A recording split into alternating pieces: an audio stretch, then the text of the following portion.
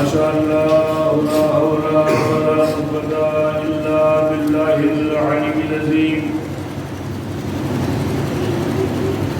أعوذ بالله من الشيطان الرجيم. بسم الله الرحمن الرحيم.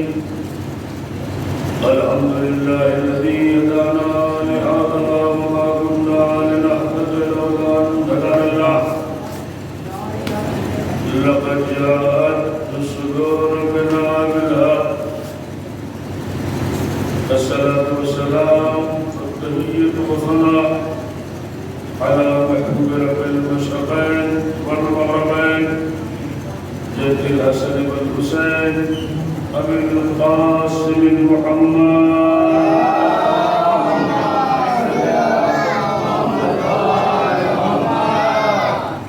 ثم الصلاة والسلام على آل بيته الطيبين الطاهرين المعصومين المظلومين ولعنة الله على أعدائهم أجمعين من يومنا إلى قيام يوم الدين. أما بعد فقد قال الله سبحانه تبارك وتعالى في محكم كتابه الكريم وفرقانه الحميد وهو أصدق الصادقين وقوله الحق. بسم الله الرحمن الرحيم. الحمد لله فاطر السماوات والأرض جاعل الملائكة رسلا أولي أجنحة مثنى وثلاث ورباع يزيد في الخلق ما يشاء إن الله على كل شيء قدير.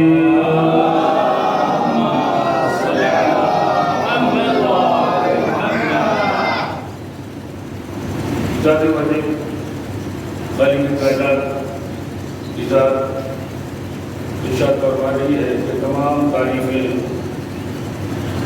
اللہ کے لیے ہے اور اس اللہ کے لیے کہ جس نے آسمان کا شامیانہ بنایا اور زمین کے فرش کو بچھایا.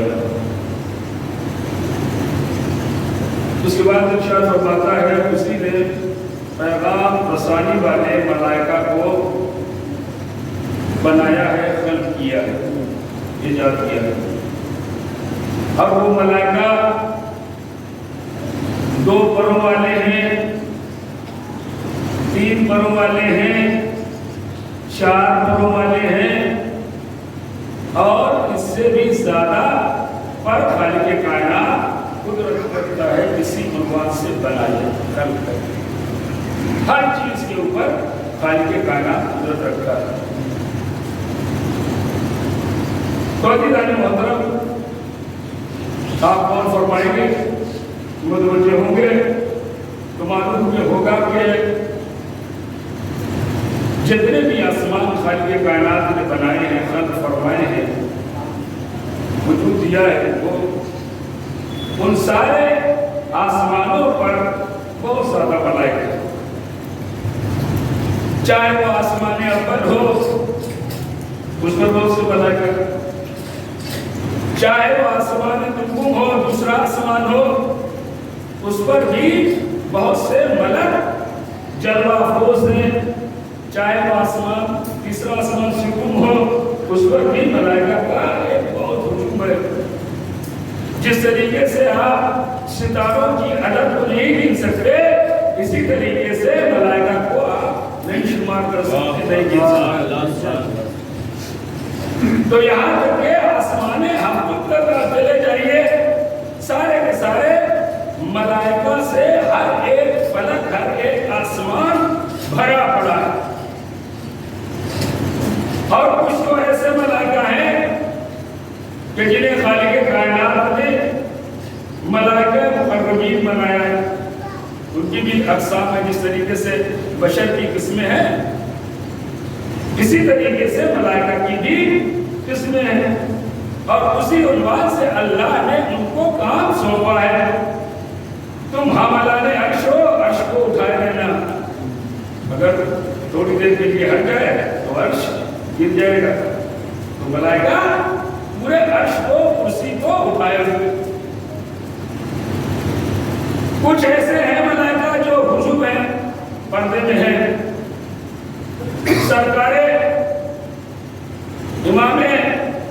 چاروں زین العابدین علیہ السلام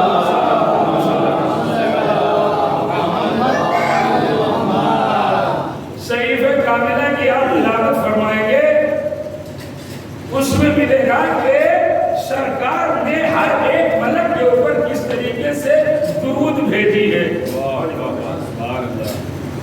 اور ان کے نام بھی لے کے بتایا ہے کہ یہ کون ہے، یہ کون ہے، یہ کون ہے۔ توجہ فرمائیے، اسی میں سے ایک قسم ہے کروبین کی، وہ ملک کہ جو کروبین ہے، سرکار امام جعفر صادق علیہ السلام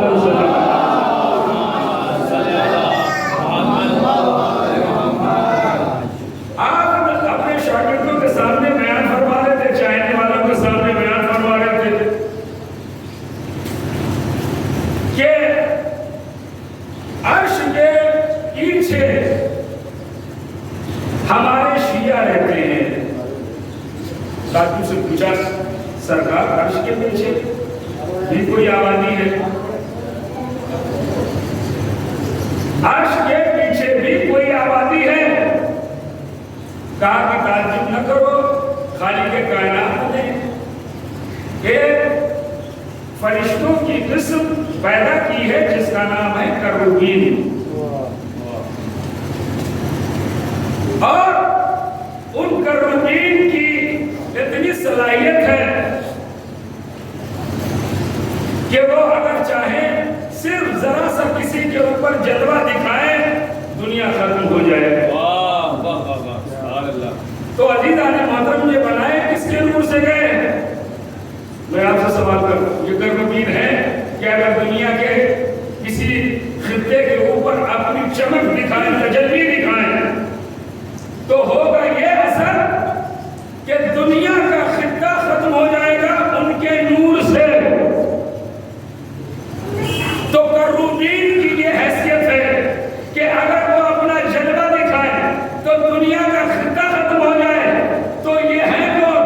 کہا کہ یہ وہ ہے کہ جو محمد کے نور سے خلق ہوئے ہیں، 14 کے نور سے خلق ہوئے ہیں۔ تو عزیزان محترم، جس کے نور سے کروبین خلق ہو، وہ اگر جلوہ دکھائے تو دنیا کا خطہ نہ برداشت کر پائے۔ تو اس سوچو اگر محمد اور 14 اگر یہ جلوہ دکھاتے تو پھر عزیزان محترم نہ موسیٰ برداشت کر سکتے، نہ موسیٰ کی قوم برداشت کر سکتی۔ صلوات علیہ محمد والے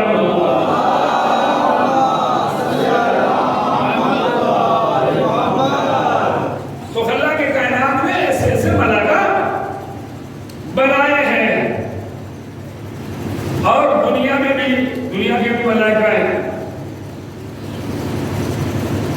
اس مادی عالم کے بھی بہت سے ملائکہ ہیں جو ان کو بھی اپنے کام کے اوپر لگے ہوئے ہیں۔ قزار المطر، بارشوں کے قطرات کا ایک ایک حساب رکھتے ہیں کہ کون سا قطرہ دریا میں گرا، کون سا قطرہ خشکی میں گرا، کس قطرے سے درے بابہا بنا۔ صلوات علیہ محمد والے محمد۔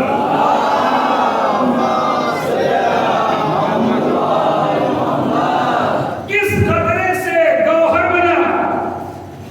تو عزیزان محترم اس کی بھی یہ حساب رکھتے ہیں کہ کون سے کس قطرے سے گوہر بنا۔ تو عزیزان محترم، جب بات آ گئی ہے زبان سے، آسمان سے بارش ہوتی ہے، قطرات گرتے ہیں۔ کچھ قطرات ایسے ہوتے ہیں جو صحرا میں گرتے ہیں، جو صحرا میں گرتے ہیں وہ اپنا وجود ختم کر دیتے ہیں۔ کیوں؟ اس لیے کہ صحرا میں جاذبیت کی کیفیت ہے، ایک قطرہ گرا اور اس نے اس زمین نے اس قطرے کو فنا کر دیا، اور وہی ایک قطرہ کسی تالاب میں گر جائے،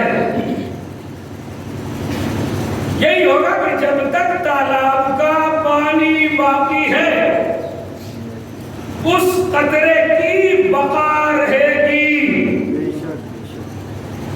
لیکن عزیزان محترم، ایک قطرہ وہی اگر سمندر میں گر جائے،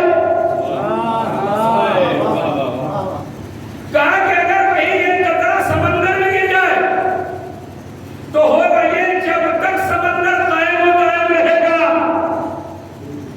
اس قطرے کی کیفیت باقی رہے گی۔ توجہ فرمائیے گا، ہم سے کہا جاتا ہے آپ روز روز ان کا تذکرہ کیوں کرتے ہو، ان کی مجلسیں کیوں بیان کی جاتی ہیں، سن 61 ہجری میں واقعہ ہوا تھا اس کو ختم کر دو۔ توجہ فرمائیے گا، ہوا تھا بس رہنے دیجئے، یہ بار بار واقعات آپ کیوں دوہراتے ہو؟ میں نے ان سے یہی کہا، جن لوگوں نے اپنے کا وہ قطرہ سمجھ کے جو صحرا میں تھے ڈال دیا اپنے کو، ان کا وجود بھی ختم ہو گیا، وہ بھی ختم ہو گئے۔ لیکن چونکہ ہم نے اپنے کو، یہ ناقص ہے، ہم چھوٹے سے، ہم قطرے ہیں، لیکن ہم نے اپنے کو سمندر سے ملا دیا۔ جب تک سمندر آل محمد کے فضائل ہوتے رہیں گے، جب ان کا تذکرہ باقی رہے گا، وہ ہمارا بھی تذکرہ ہوتا رہے گا۔ صلوات علیہ محمد والے محمد۔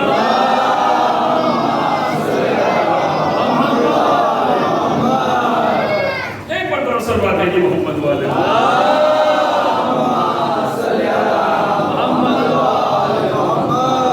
تو لہذا اپنا وجود باقی رکھنے کے لیے، اپنا تذکرہ باقی رکھنے کے لیے، لہذا ہم نے اپنے وجود کو ایسو سے ملایا کہ جو ہمیشہ باقی و دائم رہیں گے۔ لہذا ان کے ساتھ جب ان کا تذکرہ ہوگا تو ہمارا بھی تذکرہ ہوتا رہے گا، ہماری بھی بتا رہے گی، کیونکہ وہ ایسے سمندر ہیں کہ جس کا پانی ختم ہونے والا نہیں ہے، فضائل و کمالات کا بہرحال۔ ابھی ایک بات ہو رہی تھی کہ بہت ایک چرچا چلا ہوا ہے، جہاں بھی دیکھو تقلید کے خلاف لوگ آواز اٹھا گئے۔ توجہ فرمائیے، کچھ میں آپ کے سامنے کم ماہی کا آپ کے سامنے رکھتا ہوں کہ ہر ایک جس کو دیکھیے، جس کو کچھ نہیں پتا ہے، وہ وقت کے مرجع کے اوپر ہاتھ اٹھا رہا، جس کو آپ دست لینے کے مسائل یاد نہیں ہے، آپ دست لینے کے ان کو مسائل یاد نہیں ہے، وہ مرجع کے اوپر ہاتھ اٹھا رہے ہیں۔ مرجعیت کو کم نہ سمجھیے گا، مرجعیت کو کم نہ سمجھیے گا، یہ وہ علم ہے جو آل محمد سے لیا ہوا ہے۔ تو یاد رکھیے، ان کے در کا اگر کوئی دیوانہ بھی ہو تو وہ یہاں بیٹھ کر جنت کو بیچتا ہے، خریدتا ہے۔ تو جس کے دیوانے اتنے عقل والے ہوں تو بھی جس کی عقل کتنی بلندی بھی ہوگی، وہ اگر وہ وقت کا مر جاؤ پھر اس کی عقل کتنی بلندی بھی ہوگی۔ صلوات علیہ محمد والے محمد۔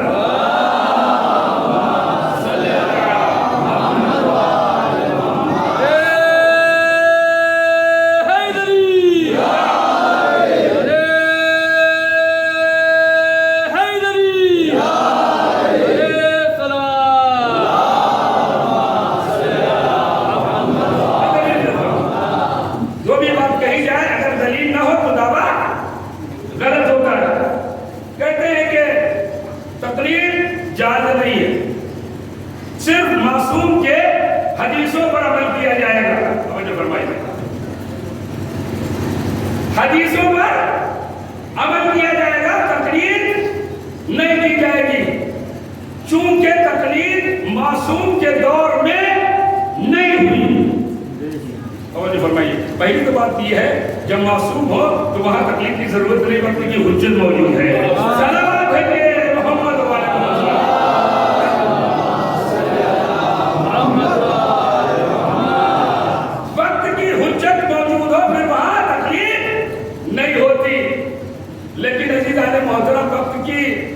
اگر حجت بھی موجود ہو، وہاں اگر تقلید ثابت ہو جائے، وہاں اگر تقلید ثابت ہو جائے، ساتویں امام موسی کاظم علیہ السلام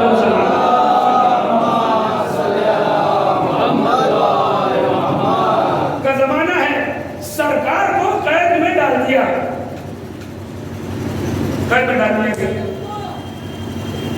جب قید میں ڈالا گیا تو 3 افراد وقت کے بہت بڑے عالم، اور وہ عالم تشیع تھے، شیعہ عالم دین تھے، وہ سرکار کو حجت اپنے وقت کی سمجھتے تھے۔ جب ڈال دیا ہارون رشید نے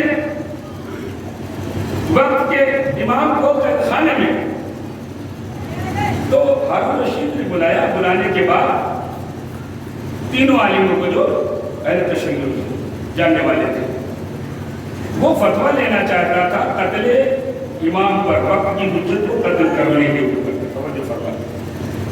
کہا کہ یہ اگر فتویٰ دے دیں گے تو ہم انہی کے اوپر وقت کی حجت کا حکم رکھ دیں گے، لہذا اب کیا کریں؟ بات نکلے وقت کی حجت جو ہے قید خانے میں ہے، کیا کریں؟ توجہ فرمائیں۔ تو کسی طریقے سے سرکار تک یہ بات پہنچانا مقصود ہوئی کہ کس طریقے سے سرکار سے پوچھے، کس طریقے سے جو زندان بان تھا اس سے کسی طریقے سے یہ بات سرکار تک پہنچا دی۔ سنیے کہ معصوم کے دور میں بھی تقلید ہوئی ہے۔ سرکار نے ایک جھیپڑی ہے، مٹی کا ٹکڑا، اینٹ کا ٹکڑا، اس کے اوپر ایک جیم لکھا تھا، وہ جو فرمائیے گا لفظ جیم، حرف جیم لکھا، اور لکھنے کے بعد دیوار کے اس طرف پھینک دیا چاہنے والے جہاں پہ کھڑے تھے، جو 3 افراد تھے وقت کے آگے، انہوں نے جیم کو لیا کہ سرکار پتہ نہیں کیا فرمانا چاہتے ہیں، وہاں پہ انہوں نے اپنی اجتہاد کا استعمال کیا۔ توجہ فرمائیے، ایک نے جیم سے مراد جلے وطن لیا، جیم سے مراد جلے وطن، اس نے وطن کو چھوڑ کر چل لیا، باہر نکل گیا۔ دوسرا عالم تھا، اس نے جیم سے جدال مراد لیا، تلوار کو نکالا، مقابلہ کیا۔ اور ایک نے جنون لیا، لفظ جنون کے معنی ہوتا ہے دیوانہ، آل محمد کا دیوانہ بہلول اسی فہرست میں ہے، کیونکہ وقت کی حجت نے کہا کہ اپنا پیغام بھی پہچانو، اپنا ہر چیز پہنچاتے بھی رہو، جنون کے عالم بھی رہو۔ تو وقت کی حجت تھوڑی دیر کے لیے اگر پردے میں چلی جائے تو عالم کا حق ہے کہ جتنے بھی افراد ہیں جو وقت کا عالم ہو اس کی تقلید کرو، جو امام کے دور میں ہو سکتا ہے۔ تو جو حجت اپنی وقت کی حجت ہے، سرکار مہدی جو پردے غیب میں ہیں ان کے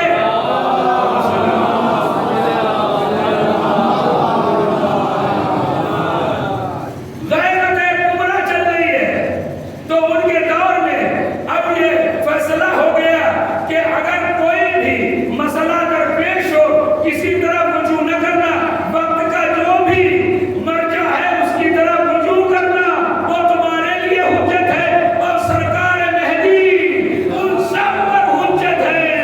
صلوات دیجیے محمد والے محمد۔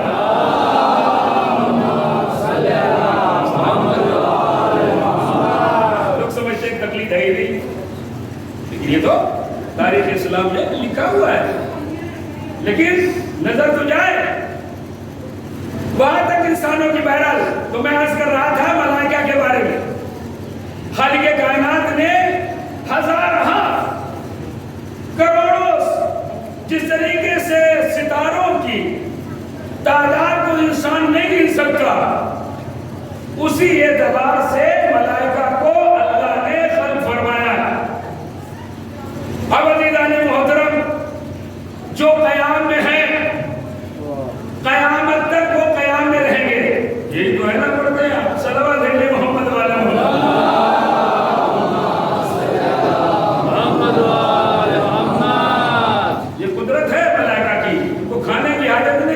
ان کا جو کھانا ہے، ان کی غذا ہے، وہ کوئی اور چیز نہیں، ان کی تسبیح غذا ہے،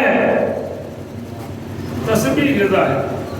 تو لہذا جو قیام میں ہے قیامت تک قیام ہے، جو رکوع کے عالم میں ہے قیامت تک رکوع کے عالم میں ہے، جو سجدے کے عالم میں ہے قیامت تک سجدے میں رہیں گے۔ توجہ فرمائیے گا، یہ تبلیغ جس کے لیے میں نے بیان فرمائی۔ عزیزان محترم، یہ سارے کے سارے ملائکہ جو رکوع میں تھا، جو سجدے میں تھا، جو قیام میں تھا، جو تسبیح میں تھا، ادھر سلطان انبیاء کے یہاں، ادھر خاتم المرسلین کے یہاں سلطان کربلا کی ولادت ہوئی۔ تو حکم ہوا خالق کائنات کی طرف سے، قیام والے قیام چھوڑو، رکوع والے رکوع چھوڑو، سجدے والے سجدے چھوڑو، اور جاؤ تہنیت سلطان کربلا کے لیے آقا امام حسین کی مبارکباد دینے کے لیے۔ تو عزیزان محترم، کوئی حقیقت تو ہے حسین کہ جس کی بنا پہ اللہ نے اپنی تسبیح چھڑوائی تہنیت کے لیے۔ صلوات بھیجیے محمد والے۔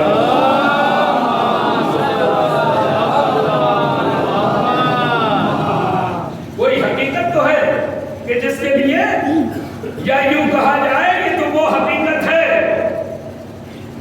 سر ایسا رکھے گا کس کی بارگاہ میں اللہ کی تسبیح کے لیے رکھے گا تو اپنی قدرت سے، لیکن عزیزان محترم ظالم اٹھائے گا۔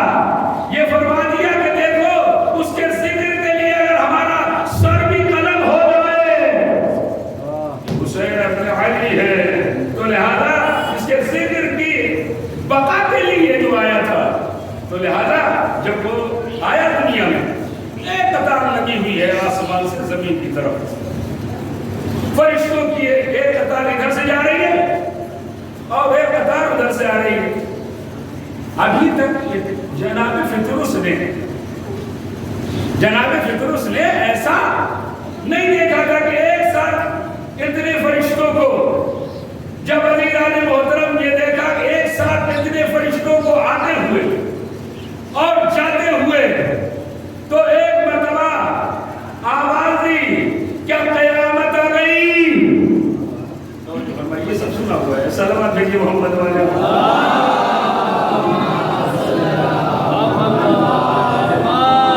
یہاں سے سنیں، انبیاء کے یہاں بھی ولادتیں ہوئی یا نہیں ہوئی؟ انبیاء کے یہاں بھی ولادتیں ہوئی یا نہیں ہوئی؟ جناب ابراہیم کے یہاں جناب اسماعیل آئے یا نہیں آئے؟ بھائی ذبیح اللہ ہے، معمولی نہیں، ذبیح اللہ آئے ہیں، لیکن تاریخ میں نہیں ملتا کہ ملائکہ کی ایک قطار لگی ہو۔ یعقوب کے یہاں جناب یوسف آئے، جو حسن کا مرقع ہے، جو خالق کائنات نے جس کے ظہور حسن جس کی چہرے سے ہوا، لیکن کائنات میں نہیں ملا کہ آسمان سے فرشتے مبارک دینے کے لیے جناب یعقوب کو آئے ہوں۔ لیکن عزیزان محترم، ادھر سلطان کربلا جب دنیا میں آئے، سلطان انبیاء کے گھر میں ملک کی ایک قطار لگی ہوئی ہے، فرشتوں کی ایک قطار لگی ہوئی ہے، ایک ادھر سے آ رہا ہے، ایک ادھر سے جا رہا ہے، تو معلوم یہ ہوتا ہے کہ نبی اور ہے، سلطان انبیاء اور ہے، نبی اور ہے، سلطان انبیاء اور ہے۔ میں عرض کروں اس لیے کہ جب میرے نبی کو وجود دیا گیا، خلق فرمایا گیا نور سے، ختمی مرتبہ حضرت محمد مصطفیٰ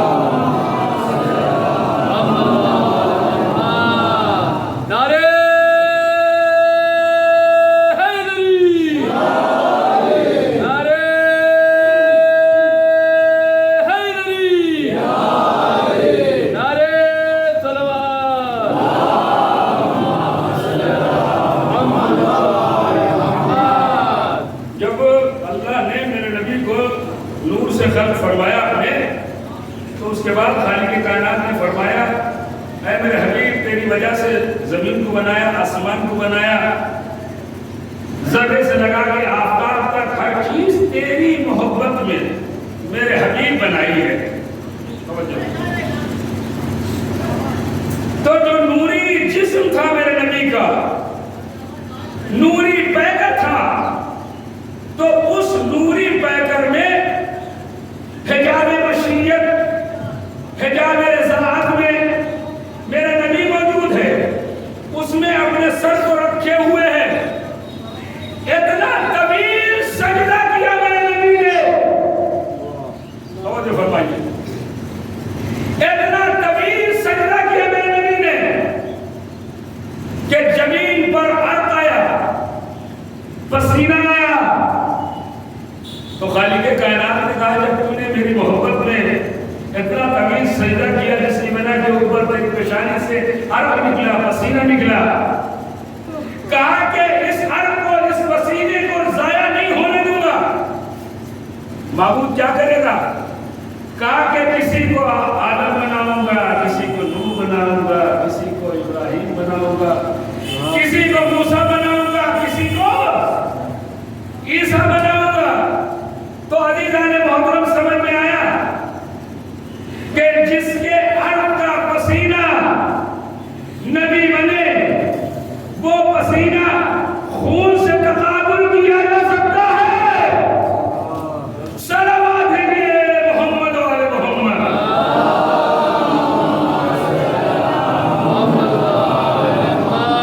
حسین علی، حسین ابن علی خون ہے،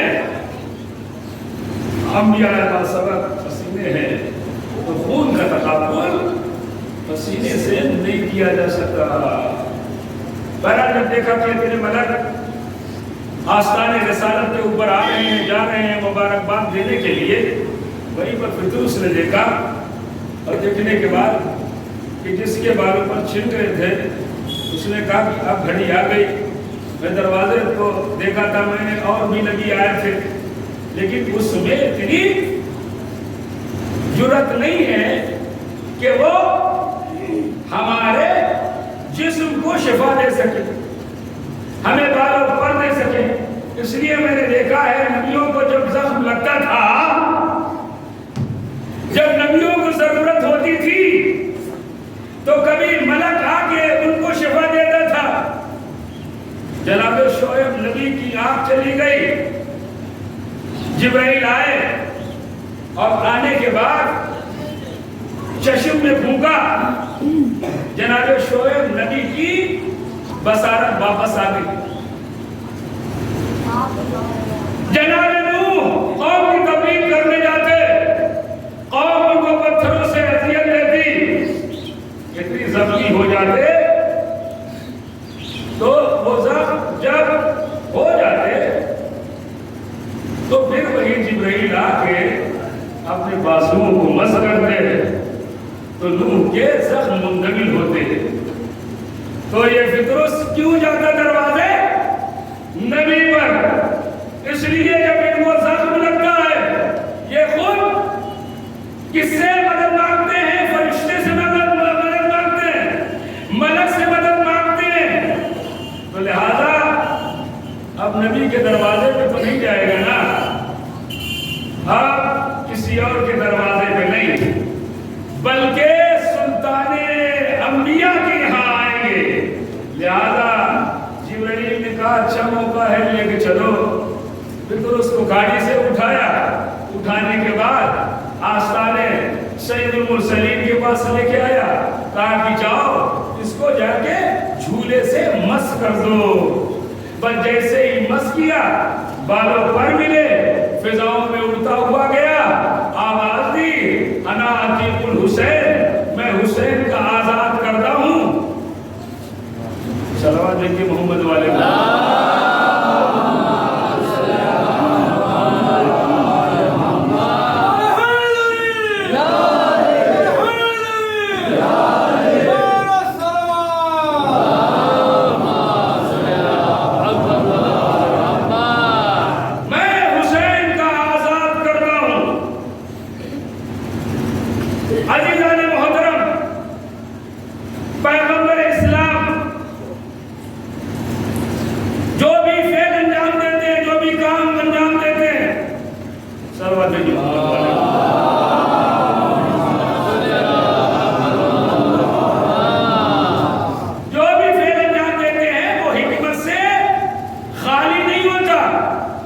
ہر ایک چیز میں، ہر ایک گوشے میں حکمت پوشیدہ ہوتی ہے۔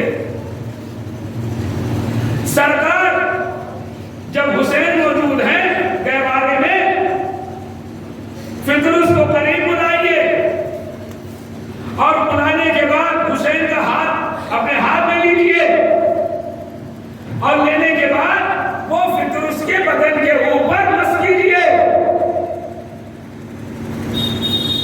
تو شاید میرا نبی کہے کہ میں وہی نہیں ہوں کہ جو فقط اسی دور کا نبی ہوں، ہمیں قیامت تک جانا ہے۔ قیامت تک ہمارا سلسلہ جانا ہے، ہمارے کرامات قیامت تک جانا ہے، ہمارے فضائل کو قیامت تک جانا ہے۔ لہذا یہ بتا دیا کہ دیکھو وقت تو ایک وقت یہ ہے کہ حسین ابھی تمہارے سامنے موجود ہے، ہمارا بھی عقیدہ ہے سرکار ہر جگہ موجود ہے، لیکن چونکہ ہماری آنکھوں میں اتنی قوت نہیں ہے ہم ان کو دیکھ سکیں، تو فرمائیے گا یہ عقیدت ہے کہ سرکار ہر جگہ نظر آئیں گے، لیکن ان آنکھوں میں بصارت ہونا چاہیے، بصیرت ہونا چاہیے۔ تو وقت کی حجت ابھی وقت کے لیے غائب ہے، تو لہذا اس دور میں اگر حسین غائب ہو گئے تھے ابھی تک تو نہیں، لہذا آپ نے بتا دیا کہ گہوارے سے لکڑی سے مس کرو، فائدہ وہی حاصل ہوگا کہ جو حسین کے مس کرنے سے ہوگا۔ لہذا وہ تو حسین جب دنیا سے جائیں گے اس کے بعد کوئی چیز نظر نہیں آئے گی، بس ایک چیز تو نظر آئے گی، جہاں دیکھو گے حسین کی زری نظر آئے گی، حسین کا داخلہ نظر آئے گا، جہاں بھی مس کر دو حاجیان محترم ہر خواہش پوری ہو جائے گی، ہر چیز حسین کے در سے مل جائے گی۔ صلوات بھیجیے محمد والے محمد۔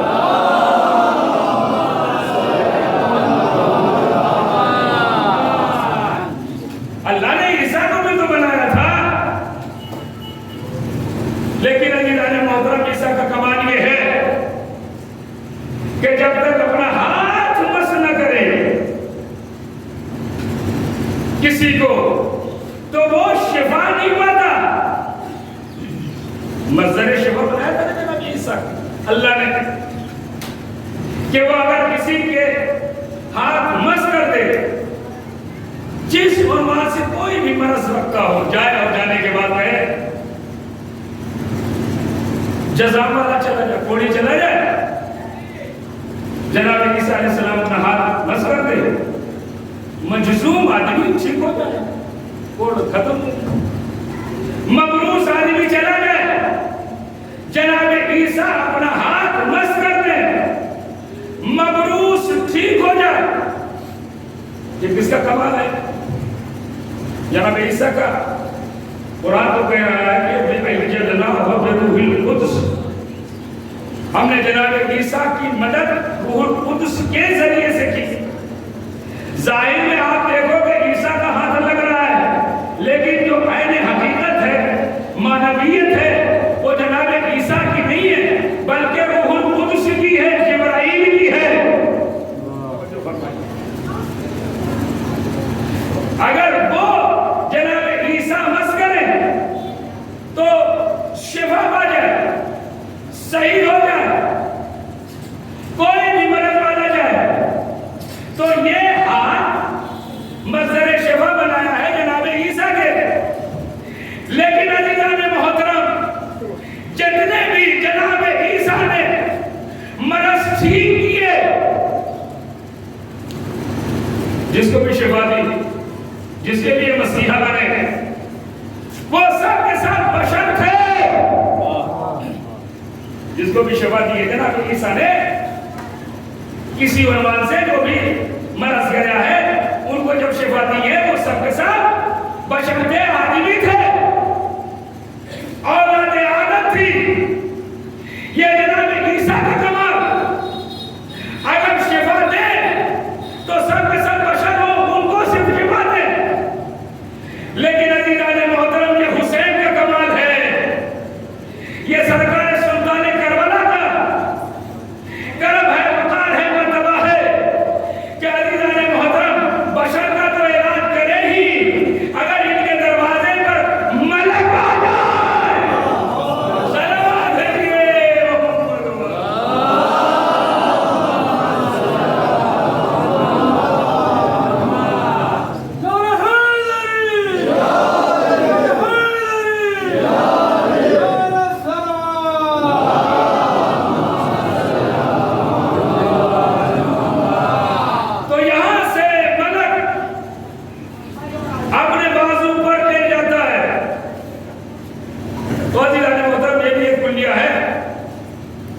کہ ہمارے ملک میں یا ہر ممالک میں زیادہ تر 2 کورٹ مشہور ہیں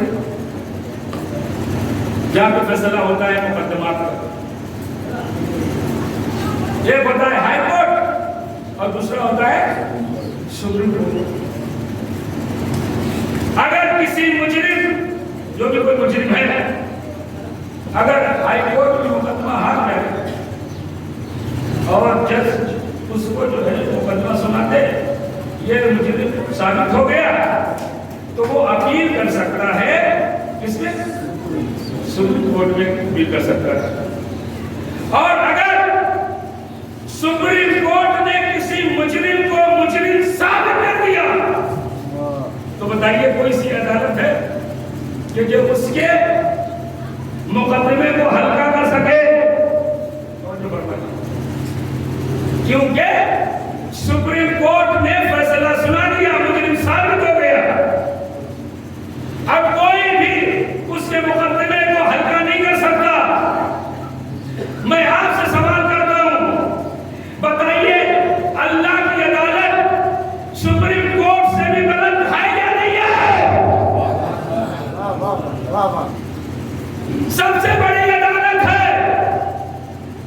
اللہ کی. اور اگر وہاں کا کوئی مجرم وہاں سے سزا یافتہ کوئی مجرم نکل کے آ جائے تو عزیزان محترم کوئی دنیا کی عدالت ہے کوئی کچہری ہے کہ جس کی سزا کو معاف کر سکے؟ اللہ اکبر. حسین کی معرفت تو سمجھیے. یعنی سب سے بڑا مجرم اللہ کی عدالت کا مجرم لیکن سرکار امام حسین نے بتا دیا کہ جہاں اتنے بڑا اتنا بڑا مجرم اللہ کی عدالت کا مجرم اگر کرے حسین پر آ جائے اس کی سزا معاف ہو سکتی ہے. سلام علیہ محمد و علی محمد.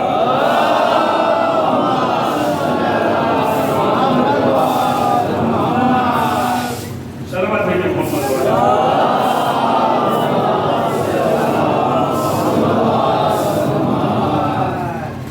اتنا بڑا مجرم سرکار امام حسین نے اس کو معاف کر کے بتا دیا کہ دیکھو حسین کی معرفت کیا ہے, عظمت کیا ہے, بلندی کیا ہے. اچھا شتروس کے پاس پر کس لیے چھینے گئے تھے؟ اس نے خالق کائنات کے سامنے غرور کیا تھا, تکبر کیا تھا. آقا امام حسین علیہ السلام میں فضیلت بیان ہو رہی ہے. آپ اللہ صلوات علیہ محمد و علی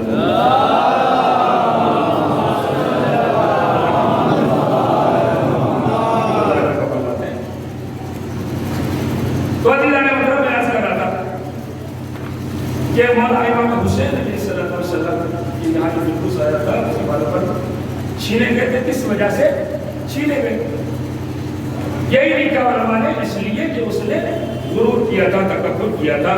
اور خالق کائنات کی یہاں یہ تکبر یہ غرور اس کی بارگاہ ہمیں پسند نہیں ہے. اس نے کہا کہ ہم نے سوچا تھا ہم سے بڑا یہاں کوئی نہیں ہے,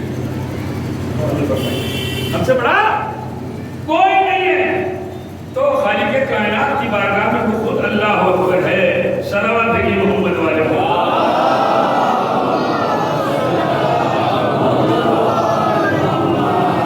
خود اللہ اکبر, اس کے علاوہ کوئی بھی بڑا وہاں بارگاہ میں نہیں ہے. لہٰذا اس کی وجہ سے بار بار خالق کائنات نے اس کے چھین لیے. جب یہاں سے جھولے کی لکڑی سے آقا امام حسین کی اسے جب باروں پر ملے فضاؤں میں اڑتا گیا اور اڑتے اڑتے کیا فرمایا؟ من مثلی انا عتیق الحسین, اب میرے برابر کون ہے؟ یہ لفظ جو ہے من مثلی یہ فخر کے نہیں ہے, یہ غرور کے نہیں ہے, کیا یہ تکبر کے نہیں ہے. بھائی من مثلی کہنا میرے برابر کون ہے, میرے برابر کون ہے؟ توجہ فرمائیے گا.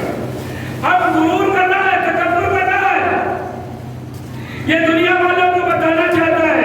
حسین کو سمجھیے تو جب حسین دیتے ہیں تو عزیزان محترم فخر کرنے کا مقام ہے. چاہے مجھے بالوں پر دے یا راہب کو بیٹے دے.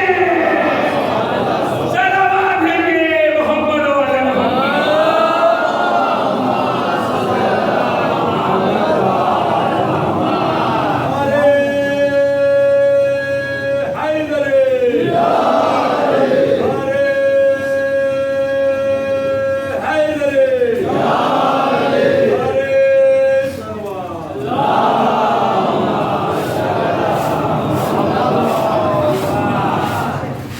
چاہے یہ پڑھ دیں اور چاہے یہ پسر دیں راہب کو.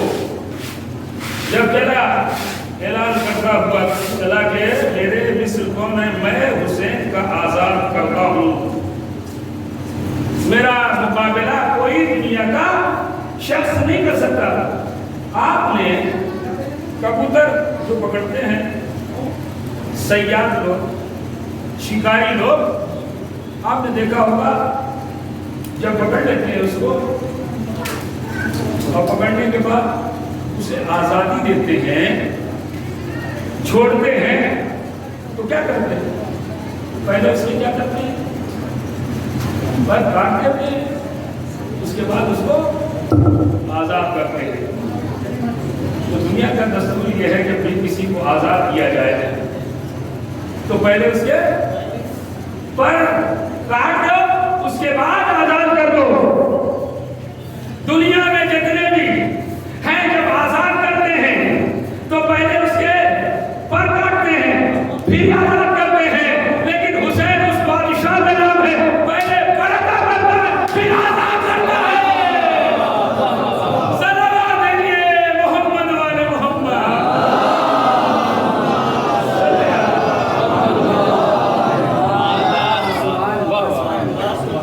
پہلے پر ادا کرتے ہیں پھر آزاد کرتے ہیں. بہرحال سرکار کی دو حیثیت ہے.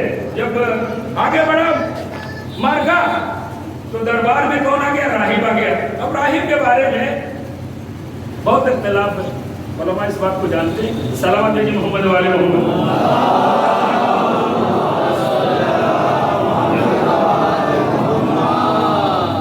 کہتے ہیں راہب عیسائیوں میں اس کو کہا جاتا ہے کہ جو شادی نہیں کرتا.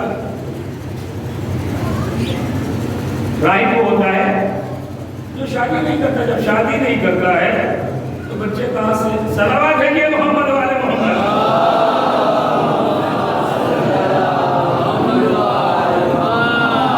جب راہب ہے, جب شادی نہیں کرے گا, جب شادی نہیں کرے گا تو بچے کہاں سے؟ تو پھر یہ راہب آقا امام حسین کے پاس آیا کیسے؟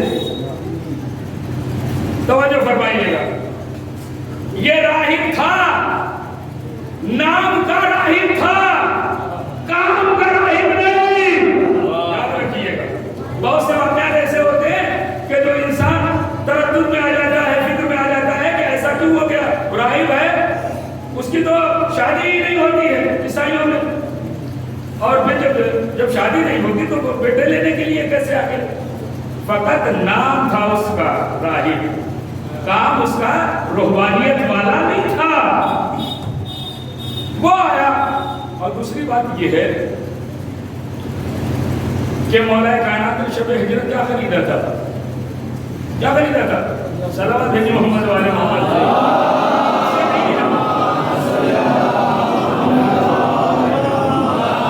کیا خریدا تھا؟ یہی ہے, سب جتنے بھی ہمارے عزادار بھائی سب کا یہی جواب ہوگا کہ شب ہجرت مولا کائنات نے مرضیوں کا سودا کیا اللہ سے, اللہ کی مرضی کو خریدا.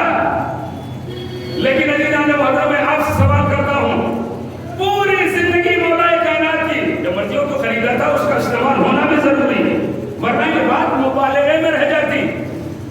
خالی باتیں بڑی فضیلت میں کرتے ہو, ذرا اس کا محاصل میں تو ثابت کرو, دعوے کی دلیل بھی تو لاؤ. مولا کائنات نے شب ہجرت خالق کائنات سے مرضیوں کو خریدا. پوری زندگی مولا کائنات کی دیکھ لیجئے, کبھی بھی اس مرضیوں کا استعمال اپنی زندگی میں نہیں کیا. نہیں کیا مولا کائنات.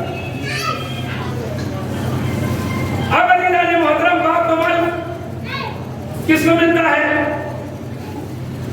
باپ کا مال ہو پھر وہ کس کو ملتا ہے؟ بیٹے کو ملتا ہے.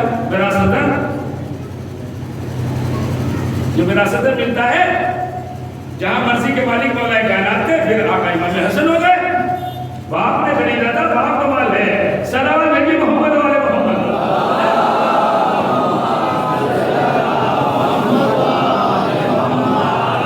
تو عزیزان محترم, امام حسن کہ پوری زندگی پر آپ نظر ڈالیے ان مرضیوں کا استعمال کیا یا نہیں کیا؟ پوری زندگی پہ مولا کائنات کی انہوں نے بھی استعمال نہیں کیا۔ امام حسن نے بھی مرضی محبوب کا کوئی استعمال نہیں کیا۔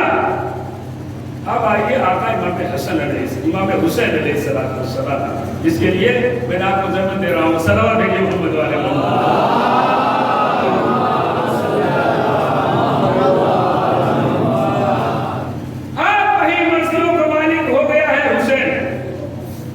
حسین کے پاس وہ مرضی ہیں، اگر مرضیوں کا استعمال، یہ بھی یاد رکھیے گا، اگر مرضیوں کا استعمال نہ کرے یہ بات مبالغے میں رہ جاتی، خالی بات ہی ہوتی، دعویٰ تو ہوتا، اس کی دلیل نہ ہوتی۔ لہذا اب عزیزان محترم وہی حسین ہے، حسین کے دربار میں راہب آ گیا۔ اب راہب آ گیا، سلطان انبیاء نے دیکھا اور فرمایا کہ اے راہب نے کہا کہ سردار سب کچھ خدا کے کرم سے سب کچھ ہے میرے پاس، دولت کی کمی نہیں ہے، ہر چیز کی ہے، لیکن گھر کا چراغ نہیں ہے، بیٹا نہیں ہے۔ آپ دعا فرما دیجیے کسی طریقے سے ہمارے یہاں بیٹا ہو جائے۔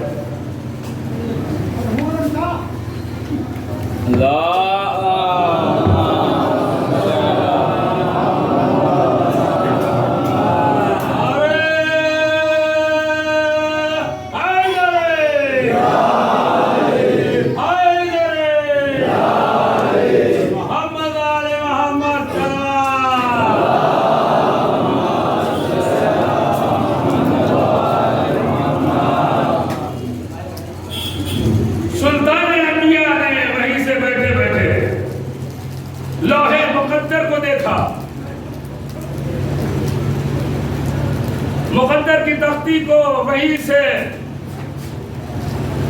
نظر دوڑائی، صلوات بھیجیے محمد والے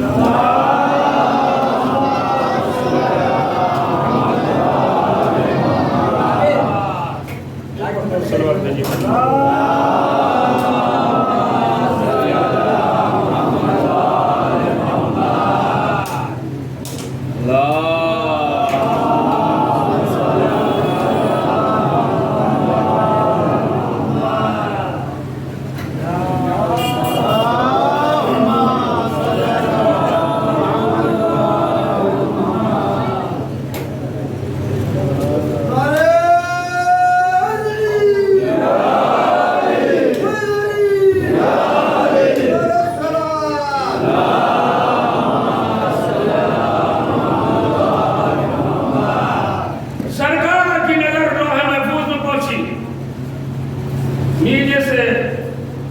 مقدر کی ساری جتنی بھی لوگ تھی سب کھنگا ڈالی میرے رسول نے اور فرمایا تیرے مقدر میں کوئی اولاد نہیں ہے۔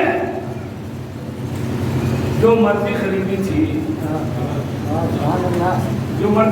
تھی اپنے باپ سے، ورثے میں جو ملی تھی آقا امام حسین، کہا کہ اب استعمال کرنے کا موقع آ گیا، آگے بڑھے۔ اے راہب ہم نے تجھے ایک عنایت فرمایا، ہم نے ایک عنایت فرمایا، ادھر سے سرکار نے کہا اس کے مقدر میں ایک بھی نہیں، کہا کہ ہم نے دو عنایت فرمائے، کہا فرمایا کہ اس کے اولاد میں دو بھی نہیں، کہا ہم نے تین دیے، کہا کہ اس کے مقدر میں تین بھی نہیں، کہا ہم نے چار دیے، یہاں تک کہ 7 عنایت فرما دیے۔ اس کے بعد راہب نے ہاتھوں کو جوڑ دیا، سرکار بس کیجیے، اب مجھے زیادہ کی ضرورت نہیں، یہ حسین کا آستانہ ہے کہ جب دینے پر آتے ہیں اطلاع دے دیتے ہیں، لینے والا خود ہاتھ جوڑ کے کہتا ہے بس اب مجھے نہیں چاہیے۔ صلوات بھیجیے محمد والے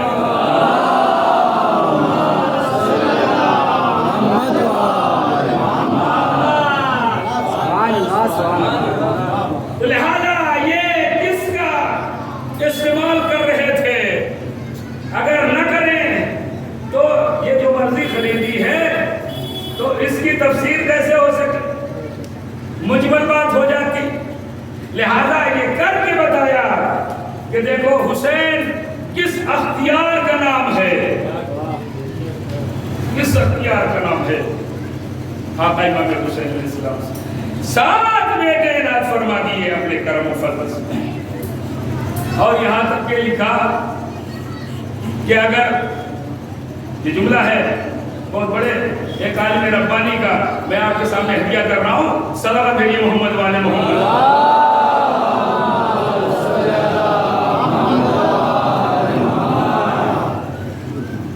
ان کی روح کے لیے بھی ہو جائے گا. عالم ربانی کا جملہ ہے, کہا کہ اگر راہم منع نہ کرتا دیتے رہتے, کہا کہ اتنا دیتے, اتنا ادا کرتے, ایک طرف پوری اولاد آدم ہوتی, ایک طرف حسین کے لیے ہوتے. تو عزیزان محترم یہ تو بات سمجھ میں آ گئی, لیکن عزیزان محترم آدم والے اس عالم میں رہتے, حسین دوسرے عالم کو خلق کرتا, اس میں حسین والے رہتے. صلوات بھیجیے محمد والے محمد.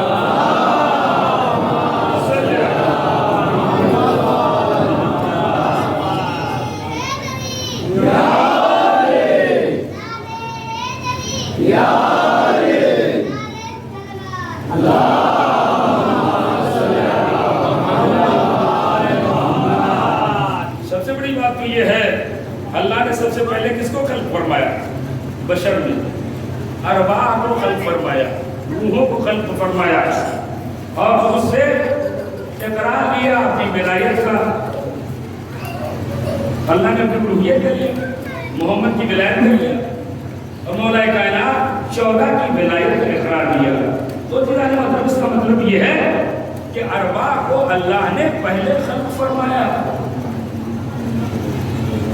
بعد میں انسان کو وجود بخشا دیا. تو جو روح بنا رہا ہے پہلے ہی روح بنا چکا. تو سوچئے اختیار آقا امام حسین, سوچئے کہ جہاں یہ بچے دے رہے ہیں, بیٹے دے رہے ہیں, تو وہ یہ حسین وہ ہے کہ جو صرف بچے نہیں بخش کر دے رہا ہے بلکہ روحوں کو خلق فرما رہا ہے. صلوات بھیجیے محمد والے محمد.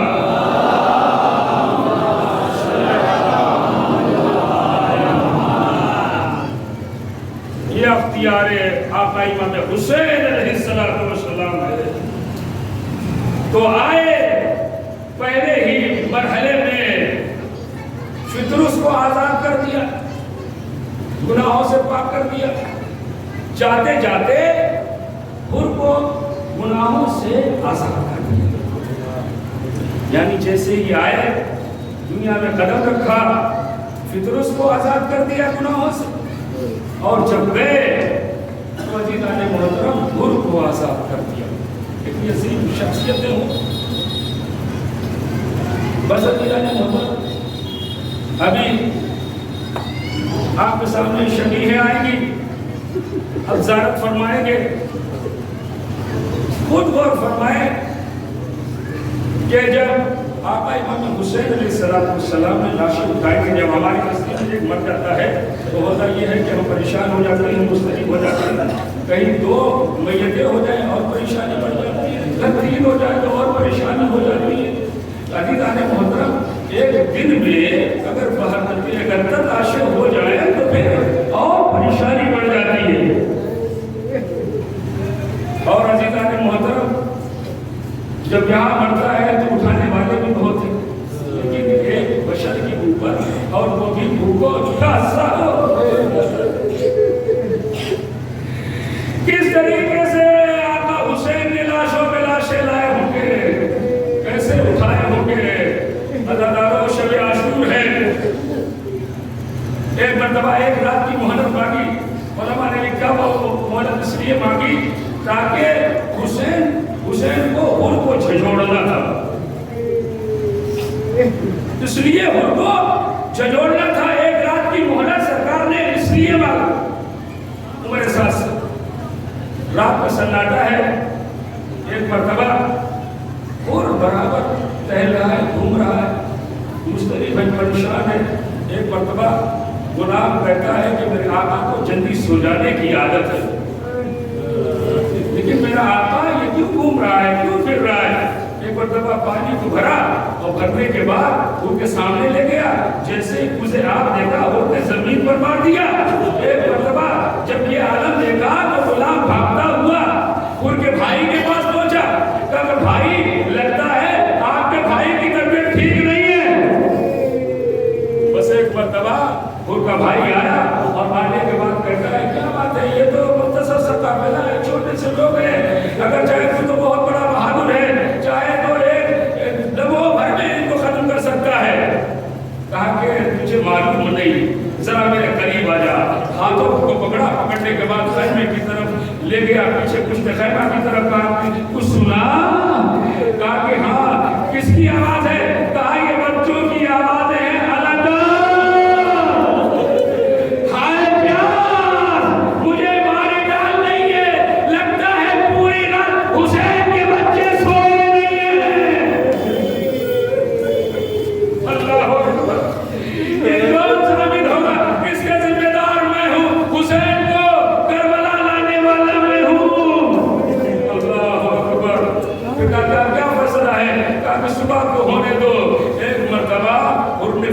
کر لیا کہ آقا امام حسین کی خدمت میں ایک مختصر سا قافلہ لے کے اپنے بیٹے کو لیا, خود کو لیا, اور ایک غلام جو تھا, غلام بھی ساتھ میں ہوا. روایتیں کہتی ہے یہ مختصر سا قافلہ بیٹا اور خود اور ان کا بھائی آقا امام حسین اب اس عالم میں ہو گیا ہے. کہا کہ اپنے جن ہاتھوں سے میں نے خطا کی ہے, لے جا میں فرض میں ہاتھ ڈالا ہے, ان ہاتھوں کو باندھ دے اور میرے آنکھوں میں پٹی باندھ دے. ان کے بھائی نے آنکھوں کو باندھا, پٹی کو باندھا. تو ایک مرتبہ سرکار امام حسین علیہ السلام کے پاس آئے, ادھر سے آواز دی, میرا بھیا عباس دیکھو میرا مہمان آ گیا. آواز دی ہے ہر تو ایسے وقت میں آیا ہے جب خیموں میں ایک قطرہ آپ نے پانی نہیں جو تیری خدمت کر سکتا. اور ہل کے رہ کے مولا مجھے شرمندہ نہ کیجیے, مجھے مسترب نہ کیجیے. بس ایک مرتبہ فرمایا مولا آپ کریم ابن کریم ہے, کیا میری خطا معاف ہو سکتی ہے؟ حسین نے اپنے گلے سے لگایا, کہا کہ اے حور تو دنیا میں بھی آزاد ہے, آخرت میں بھی آزاد ہے. اللہ اکبر. انہوں نے ہاتھوں کو جوڑا, جوڑنے کے بعد آواز دی, میں چاہتا ہوں آپ کا سامنے سرخرو ہو جاؤں. پھر فرمایا کس طریقے سے؟ کہا مولا میرے بیٹے کو حکم دیجئے ایک مرتبہ مقتل میں جائے. بس عزیزان محترم, جناب حر کے بیٹے کو امام حسین نے رضا دی, حر گیا, ایک مرتبہ گھوڑے سے زمین پہ تشریف لایا, اور آنے کے بعد ادھر حر پہنچتا, پہلے ہی آقا حسین وہاں پہنچ گئے. ایک مرتبہ حر کے بیٹے کو اپنے آغوش میں لیے ہوئے بیٹھے ہیں. ایک مرتبہ جب حر پہنچا فرمایا یہ غلام زادہ ہے. بس ایک مرتبہ جیسے ہی کہا کہ غلام زادہ ہے, تو ایک مرتبہ کہا کہ ہم خود اپنے بیٹے کا لاشا اٹھائے. مولا کہا کہ جوان بیٹے کا لاشا باپ سے نہیں اٹھایا جاتا. اللہ اکبر. میں کہوں گا مولا اگر علی اکبر کا لاشا آپ کس طریقے سے اٹھائیں گے؟ اللہ اکبر. اس کے بعد حر عرصت امام میں آیا, اور آنے کے بعد فوراً مقتل کی طرف روانہ ہوا, اور روانہ ہونے کے بعد رجس پڑی. رجس پڑنے کے بعد حملہ کیا. ایک مرتبہ فرمایا کہ تم فاطمہ کے لال کو اکیلا سمجھ رہے ہو. بس ایک مرتبہ حر نے ایسا وار کیا, فاصلے جہنم لوگوں پر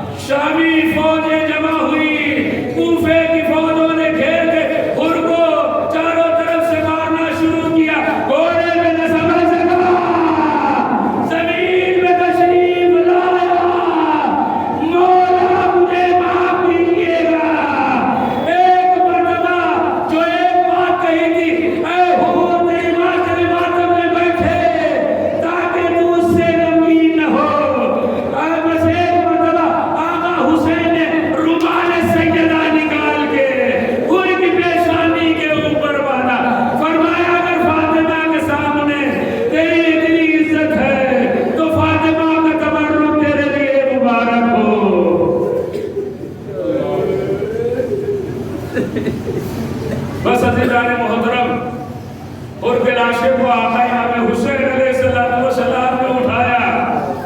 उठाने के बाद एक मर्तबा खैमों में ले आए। जैसे ही खैमों में ले आए बस एक मर्तबा सानिए ज़हरा ज़ैनब आगे बढ़ी। जो भी शहीद आता गया सानिए ज़हरा आके उसका मातम करती रही। बस अज़ीज़ान मोहतरम मुर्गा मातम हुआ, गिरिया हुआ, हर तरफ से गिरिया हो रहा था।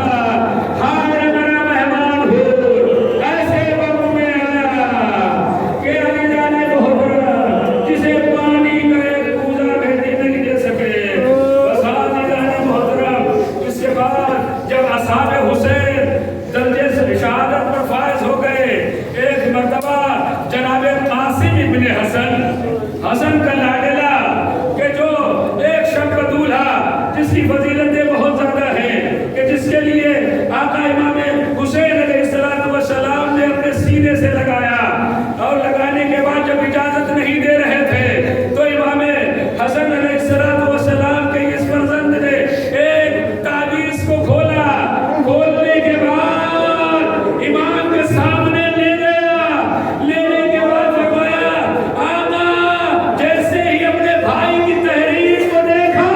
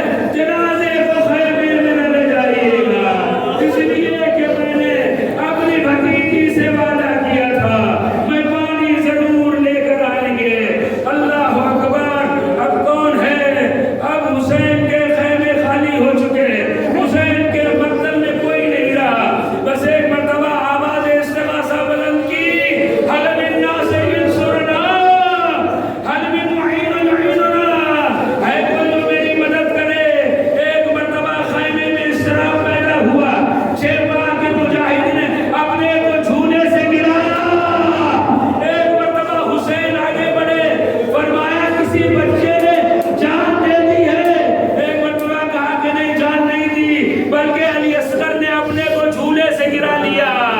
بس ایک مرتبہ علی اصغر کو آغوش میں لیا اور لینے کے بعد فرمایا کہ شاید میں علی اصغر کو پانی پلا لاؤں. مکتب کی طرف روانہ ہوئے. آواز دی تمہاری نظر میں اگر حسین خطا بار ہے، اس بچے نے کوئی خطا نہیں کی، تو خون پانی علی اصغر کو پلا دو. اللہ اکبر. کوئی جواب نہ آیا. یہ وہ عالم تھا کہ اشکیا منہ پھیر پھیر کے رو رہے تھے. ایک مرتبہ عمر سعد نے آواز دی آئینہ آئینہ ہرملا. ہرملا کہاں ہے؟ انتا کلام الحسین، حسین کے کلام کو بتا کر دے. ایک مرتبہ ہرملا نے تیر کو جوڑا، چلے کمان میں جوڑا. بس ایک مرتبہ تیر کو روانہ کیا. گلوئے اصغر میں وہ تیر لگتے ہی پیشانی امام میں جا کے بے بس ہو گیا. خون کا فوارہ جاری ہوا. خون کو لیا، لینے کے بعد آسمان کی طرف پھینکنا چاہا. آواز آئی حسین اگر ایک قطرہ آسمان کی طرف چلا آیا تو قیامت تک بارش نہیں ہوگی. اگر زمین کی طرف پھینک دیا تو قیامت کوئی بھی دانہ زمین سے نہیں اگے گا. ایک کہہ کے انکار آسمان کو ہے، راضی زمین نہیں. اصغر تمہارے خون کا ٹھکانہ کہیں نہیں. یہ کہہ کے آقا نے خون کو اپنی زمین پر مل لیا. بس عزیزان محترم اب کوئی نہ بچا. ایک مرتبہ غریب زہرا خیمے پہ آیا اور آنے کے بعد فرمایا کہ زینب تم پر میرا سلام ہو، اے ماں کی کنیز فلسہ تم پر میرا سلام ہو، اے رقیہ تم پر میرا سلام ہو. ہر ایک کو سلام کرتے ہوئے جا رہے ہیں. ایک مرتبہ فرمایا جب سب کو رخصت کرنے کے بعد آئے تو کیا دیکھا؟ زنجنا ہے. اب جب بھی سوار آقا امام حسین ہوتے تھے تو ایک طرف سے علی اکبر سوار کراتے تھے، ایک طرف سے عباس آ کے سوار کراتے تھے. لیکن عزیزان محترم یہ وقت ایسا ہے کہ کوئی بھی سوار کرانے والا نہیں ہے. اللہ اکبر. ایک مرتبہ ماجائی آگے بڑھی، زینب آگے بڑھی. فرمایا بھیا آج یہ ماجائی تجھے سوار کرے گی، کروائے گی. ایک مرتبہ جناب زینب نے اپنے بھیا کو کس طریقے سے سوار کرایا ہوگا. ایک مرتبہ امام حسین مقتل میں آئے. مقتل میں آنے کے بعد رجس پڑھی. رجس پڑھنے کے بعد تلوار کو نکالا. نکالنے کے بعد آواز دی ارے تم نے میرے علی اکبر کو مار ڈالا، مجھ سے میرے بھائی عباس کو چھین لیا، تم نے اور محمد کو مجھ سے جدا کر دیا. یہ کہہ کے باہر کیا. یہ وہ ایسا بار تھا کہ فوجیں کوفے کی دیواروں سے ٹکرا رہی تھی، لیکن حسین کب تک لڑتے. ایک مرتبہ آواز غیبی آئی یا ایتھا النفس المطمئنہ ترجعی الی ربک راضیۃ مرضیہ. اے نفس مطمئنہ پلٹا اپنے رب کے سامنے. بس ایک مرتبہ حسین نے تلوار کو نیام میں رکھا. باقی ہوئی فوج سمٹی. عزیزان محترم کوئی تیر تلوار سے مارتا ہے، کوئی نیزے مارتا ہے. ارے جس کے پاس کچھ نہیں وہ پتھروں سے مار کرتا ہے. غریب زہرا چاروں طرف سے زخمی سے چور. ایک مرتبہ خونی آگے بڑھا. بڑھنے کے بعد ایک نیزہ مارا جو عزیزان محترم دوسری طرف سے دوسرے پہلو کے اوپر سنان نے نیزہ مارا. دونوں نیزے آپس میں ایک جگہ پہ آ گئے تو سنان نے اپنی طرف بھیجا، خونی نے اپنی طرف بھیجا. اتنے میں سرکار امام حسین گھوڑے سے نہ سمجھ سکے، زمین کی طرف آئے. ایک مرتبہ اتنے تیر لگے ہوئے ہیں. ایک مرتبہ تیروں پہ زور دیا، سجدہ خالی کے لیے اپنی زمین کو دیکھا. شمر آگے کن خنجر لے کے آگے بڑھا. یہ منظر کسی بہن کو